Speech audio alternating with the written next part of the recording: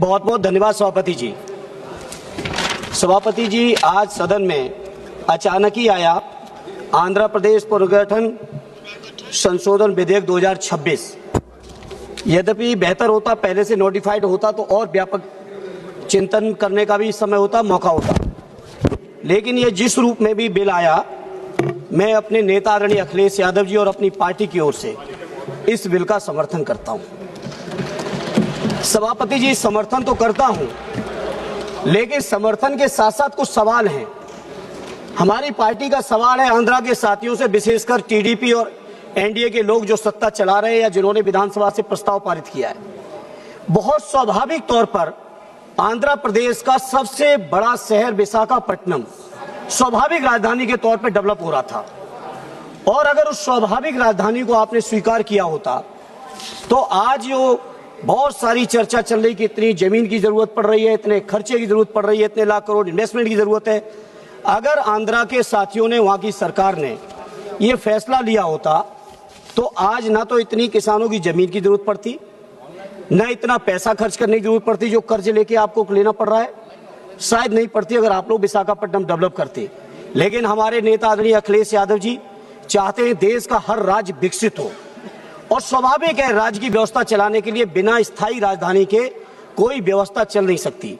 इसलिए देर से ही सही एक स्थायी राजधानी की जो पहल की है उसका हम अपनी पार्टी की ओर से पूरा का पूरा समर्थन करते हैं। सभापति जी, जहां हम समर्थन करते हैं वहीं सवाल बहुत गंभीर हैं। जैसा कि टीडीपी के साथियों ने भी कहा, बीजेपी की तरफ से भी सीएम रमेश जी ने कहा कि इतने किसानों ने अपनी जमीन दे दी, किसानों ने जमीन दी, ये किसानों का बड़प्पन है। लेकिन जमीन लेने से पहले सरकार को यह सोचना चाहिए कि जो 2013 का भूमि अधिग्रहण बिल अधिनियम पास हुआ इसी सदन से, क्या 4 गुना मुआवजा आपने किसानों को दिया है? क्या उसके साथ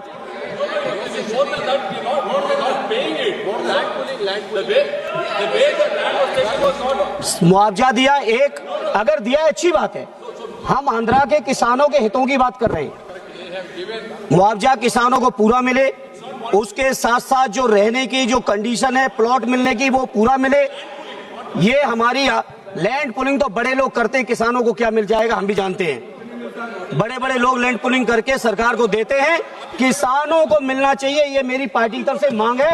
अगर आप दे रहे हैं तो बहुत अच्छा, और नहीं दे रहे हैं तो इस पर आप विचार कर लेना। दूसरा सभापति जी, सीएम रमेश जी ने कहा कि उनके अपने क्षेत्र में 5 लाख करोड़ के एमओयू और इन्वेस्टमेंट आ रहा है। सीएम रमेश जी ने कहा उनके अपने क्षेत्र में, आपकी अपनी कॉन्स्टिट्यूंसी में आ रहा है, बहुत अच्छी बात है।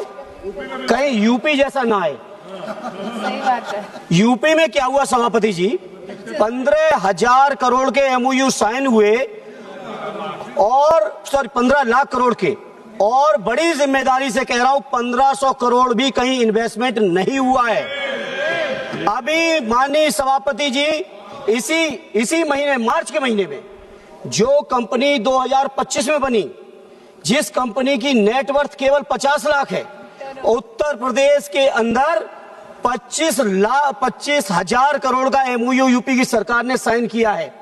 ये इन्वेस्टमेंट कहीं यूपी जैसा ना है, ये आंध्रा के लोगों आप लोग ख्याल रखना, क्योंकि उत्तर प्रदेश के अंदर जानकारी है, आप अपने जवाब में दे देना, जानकारी है मुझे पूरी।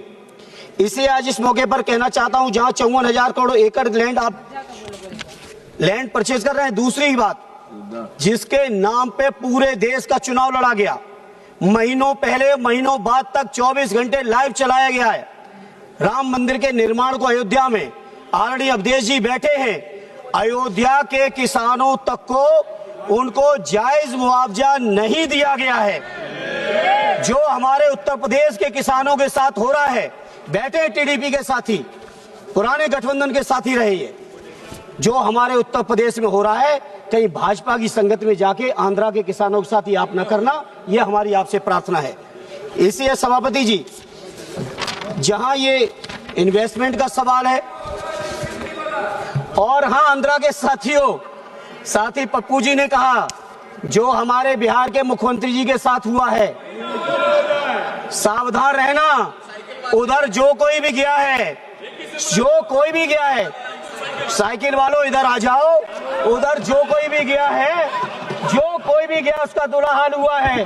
बैठे हैं हमारे शिंदे साहब भी बैठे हैं, नीतीश जी की भी पार्टी के लोग बैठे हैं। आंध्रा के लोगों, आप लोग अलर्ट रहना, ये हमारी आपसे मांग है। माननीय अध्यक्ष जी, मैं अपनी पार्टी साहब से 2 मिनट बात करूंगा, ज्यादा नहीं।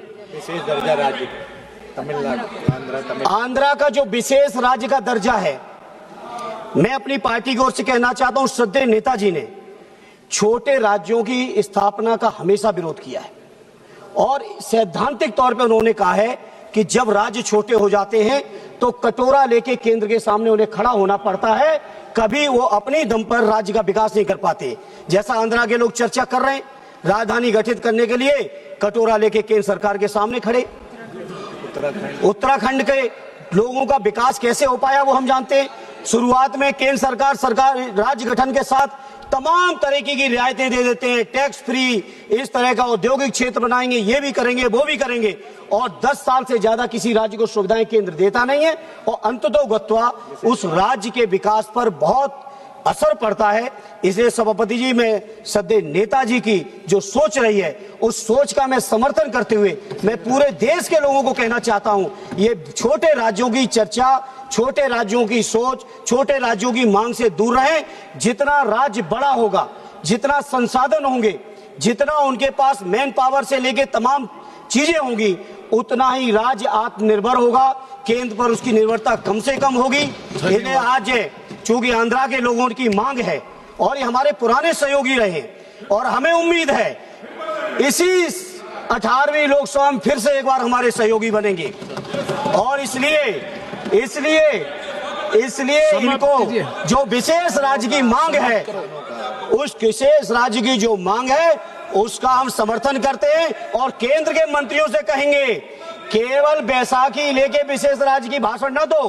बिहार के लोगों के साथ भी यही किया आपने, आज तक विशेष राज्य नहीं बना पप्पू भाई आपका बिहार, लेकिन नीतीश जी को झांसे में लेके विशेष राज्य का दर्जा देके जो बिहार के साथ किया, आंध्रा के साथ भी अभी तक विशेष राज्य का दर्जा नहीं है। इसलिए इस भाषण के माध्यम से, इस वक्तव्य के माध्यम से देश के सभी दलों से कहना चाहता हूं, भारतीय जनता पार्टी के झांसे में ना आइए और जो किसानों की जो जमीनें गई हैं उनका भरपूर मुआवजा दीजिए। जहां अगर राज्य और राजधानी का कहीं आप लाभ की बात कर रहे हो, चर्चा कर रहे हो, तो उस लाभ का अगर कोई सबसे पहला हकदार है, किसी का हक है, तो वो किसानों का है आंध्रा के। इसलिए आंध्रा के किसानों को भरपूर सुविधाएं दो, ये हमारी आपसे अपील है। एक बार फिर अपनी पार्टी और अपने नेता आदरणीय अखिलेश जी की ओर से इस बिल का आंध्रा की जनता के हित में, आंध्रा के लोगों की तरक्की के लिए मैं पुरजोर समर्थन करता हूं। बहुत बहुत धन्यवाद।